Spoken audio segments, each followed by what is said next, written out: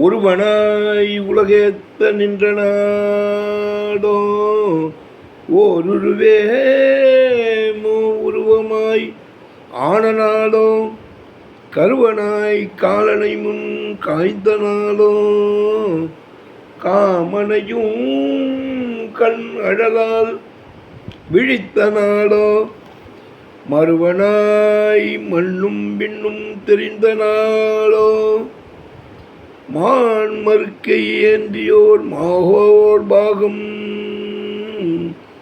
திருவினாய் சேர்வதற்கு முன்னோ பின்னோ திருவினாள்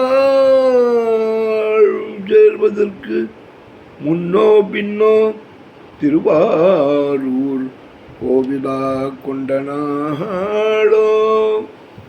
பிரம்மா விஷ்ணு சிவனுக்கு முன்னாடி சிவன் தான் 3 தொழிலையும் பார்த்துட்டு இருந்தாராம்.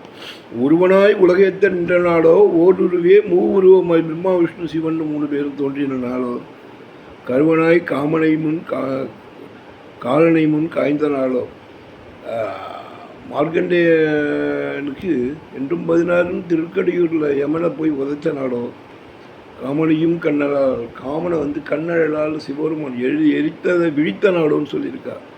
மண்ணும் மின்னும் தெரிந்த நாடோ எப்போ கட்டினதுன்னே திருவாரூர் கோயில் தெரியலேன்னு அவ்வளோ ஒரு அற்புதமாக பாடியிருக்கா. இப்போல்லாம் இன்ஜினியர்ஸ் கட்டினா 50 வருஷம் 100 வருஷம் தான் லைஃப் கொடுக்குறா.